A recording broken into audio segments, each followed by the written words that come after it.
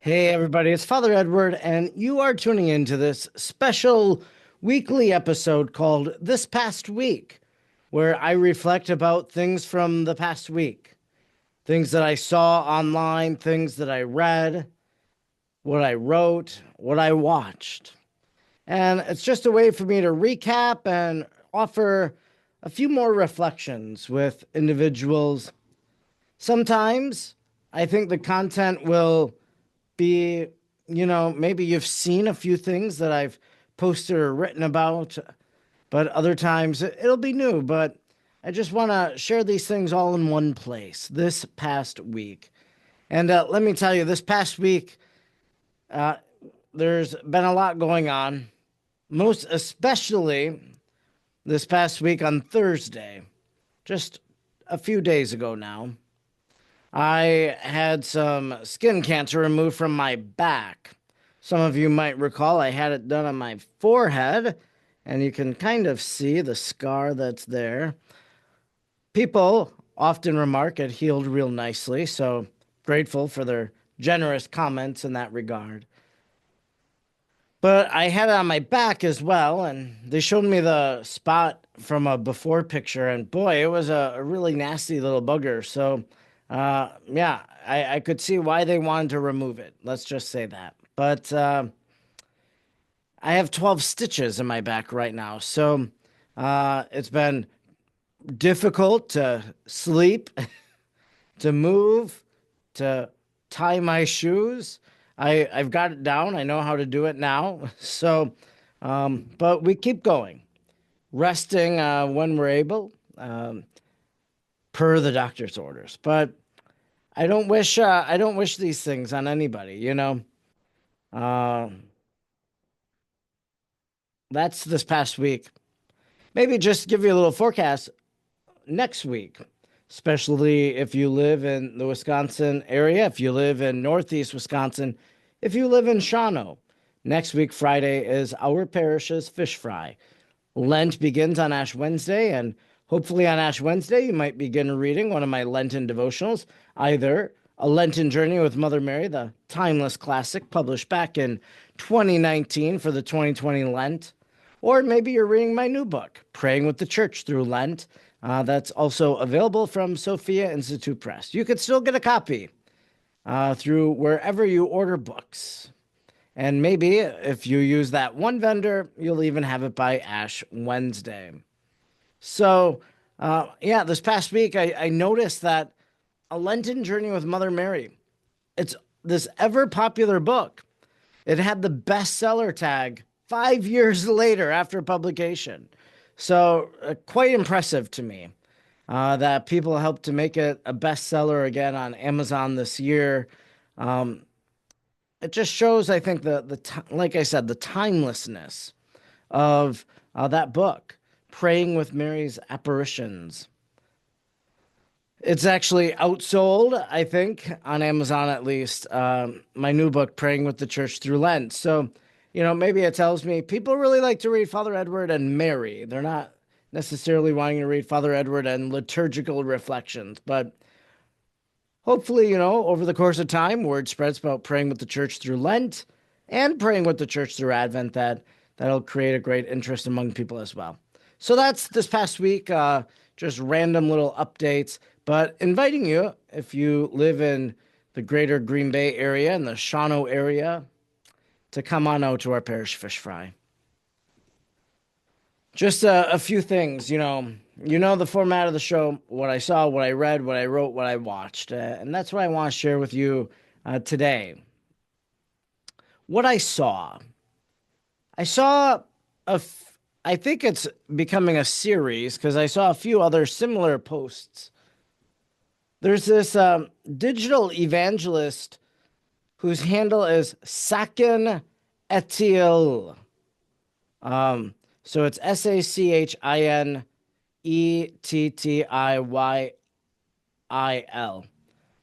He has lots of followers on Twitter, on Instagram, all over. He has followers.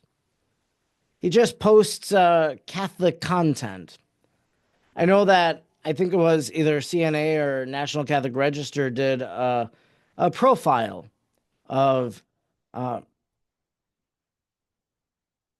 that one of the Catholic news outlets did, like I said, this profile of him, just knowing a little bit about him and such. So uh, I think he's effective. He's able to spread the word. He brought to my attention, this is what I saw. He posted a picture. It's a young man wearing a tie. It says, "This young New York Catholic, Joe Reali, who passed away at 25, might one day become a saint. Known for his deep love for the Eucharist, he often encouraged his friends to attend Mass with him." This young Catholic, Joe Reali. Maybe someone's listening from New York and maybe they know Joe. I don't know when Joe died. I guess, you know, the thing about the computer here is I could look it up. So let me just see when Joe Reali died. Let's see. Oh, Joe was born 1989. So, he was born in 1989. And he died unexpectedly from a sudden heart condition on January 16th, 2015. So, immediately as I am looking just at these little facts about him, well, the Knights of Columbus had a thing, Not Your Average Joe, as an article about him. Anyways, a few things stand out to me. The first is he was born the same year that I was born, so 1989. So we are the same age. And I think that's why a lot of people my age are connected a little bit. They feel to Blessed Carlo Acutis, for example. Like he enjoyed certain things in life that I enjoyed, that others have enjoyed. So there is this familiarity, like a closeness.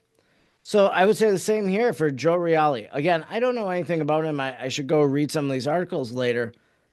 But my age, and I think people have this experience that when someone in their life passes away, someone their age, they might begin thinking, well, I could pass too. It makes us realize the shortness of life. And when it comes to a person like Joe Reali, and we have this message, this post from Sakin, might one day become a saint. Probably shows that there's a movement and interest among some of his peers, maybe. He's regarded for his deep love for the Eucharist. We're in this time of Eucharistic revival. We're always looking for Eucharistic witnesses. He often encouraged his friends to attend Mass with him. So he had deep love for the Eucharist, so much so that he wanted people to be in the presence of the Eucharist during Mass. And maybe these friends, maybe they weren't Catholic. I don't know. I'm sure he surrounded himself with fellow Catholics, but maybe the friends he invited to attend Mass, not Catholic, and there they are witnessing the consecration. They are in the presence of our Lord Jesus Christ as he comes to us on the altar, as he's reserved in the tabernacle. So this Joe Reali, he is a witness, an evangelist, someone who shared the faith with others.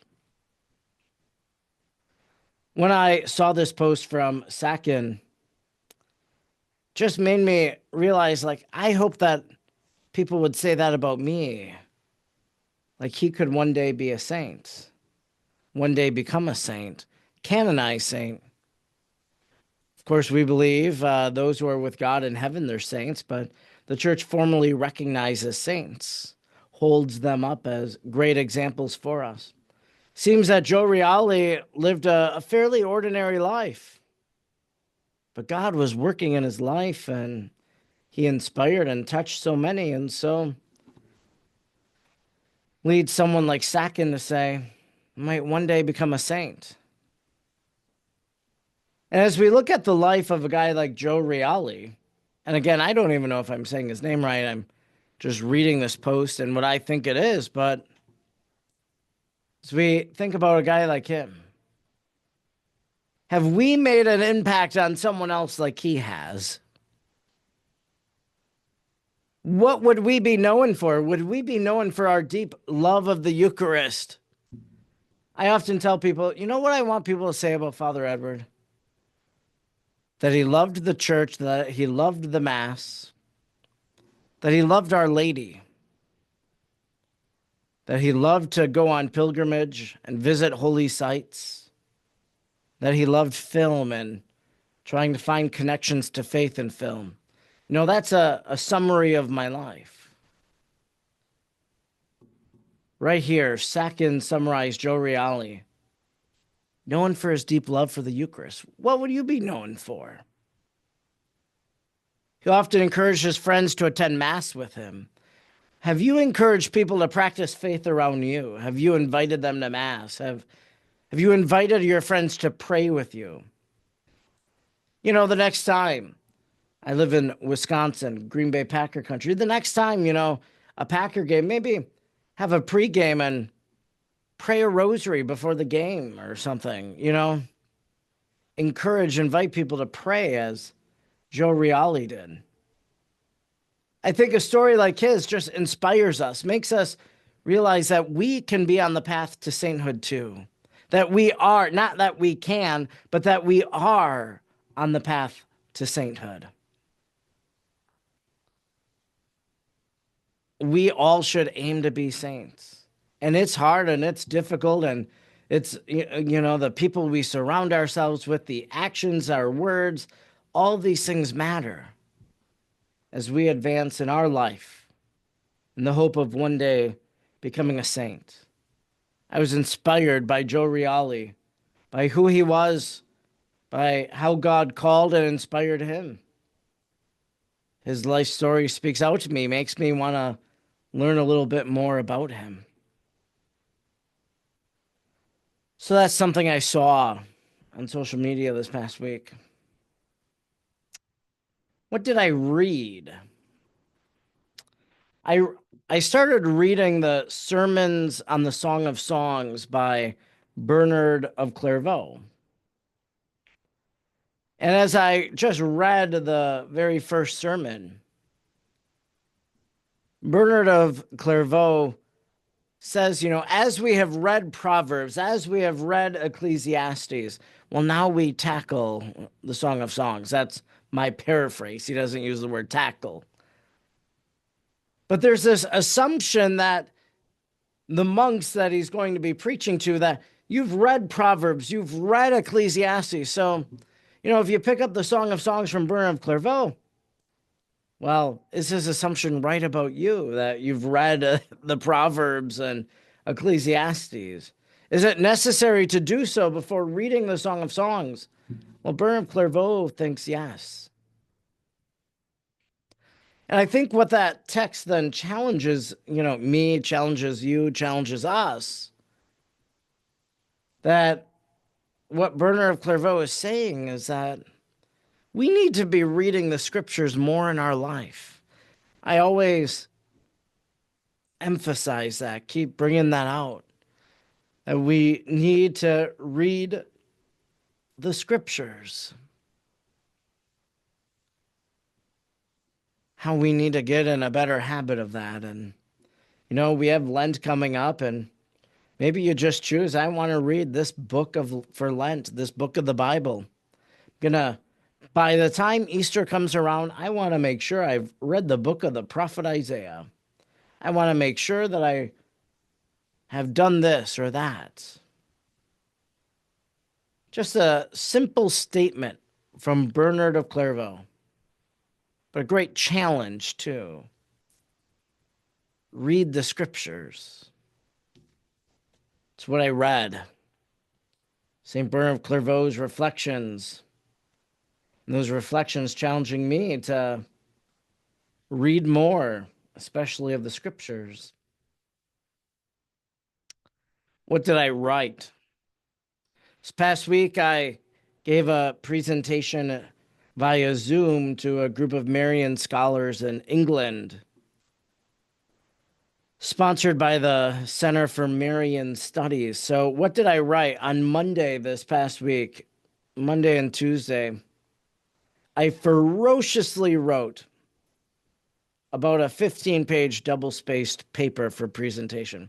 So, in academic gatherings, you write and you read this paper. It's not just an extemporaneous talk like I'm giving to you right now on this podcast, but it's researched, it's written, it's cited.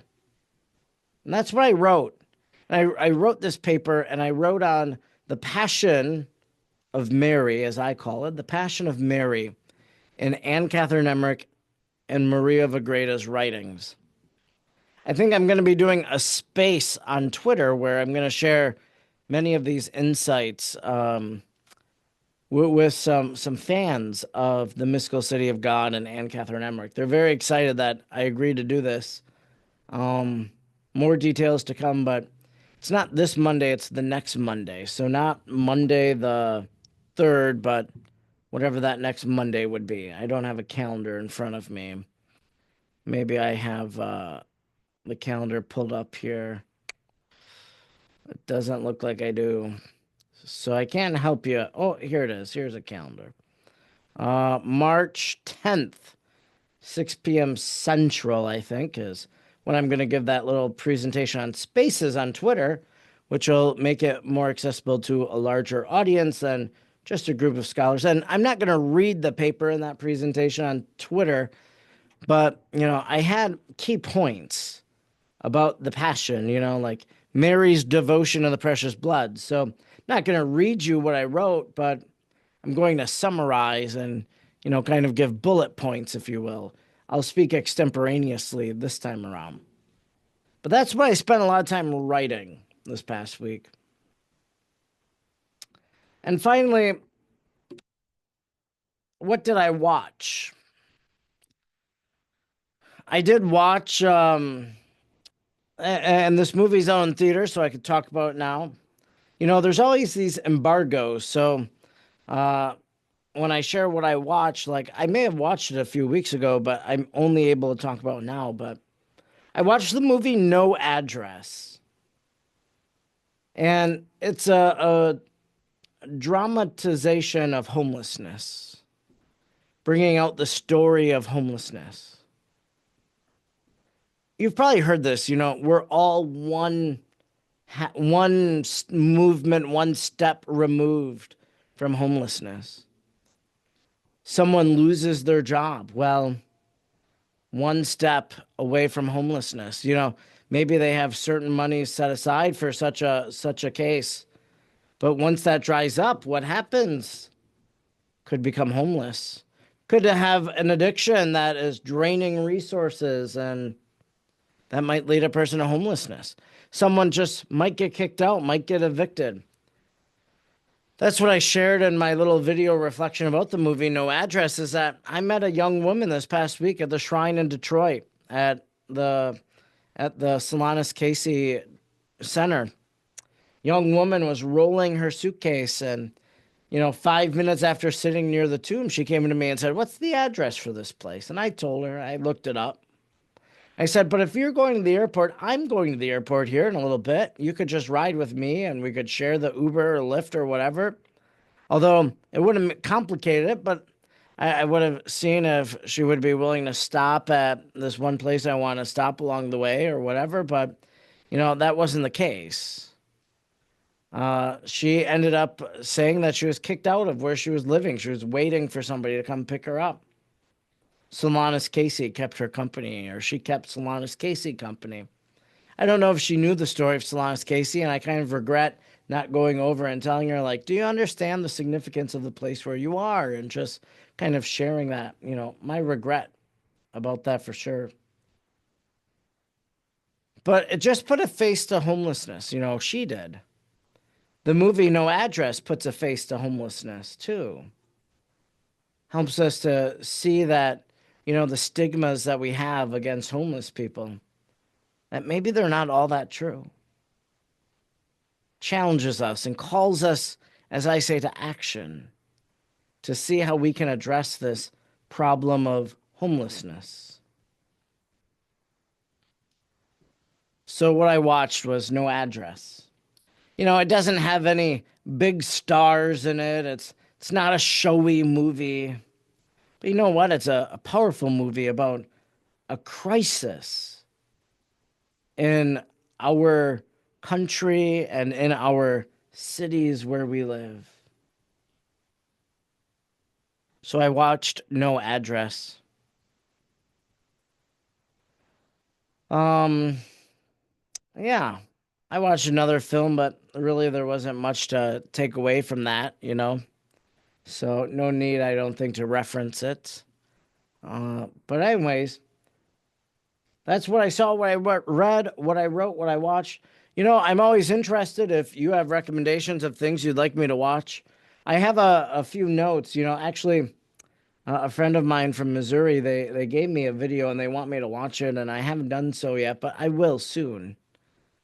Uh, but also, someone gave me a little note and they said, you got to watch this movie. And they gave it to me at Mass. And I haven't had the chance, but it's sitting right there underneath my TV that one day I'll look it up, see how I can watch that movie. So always willing to take your recommendations and of what to read or even what to write.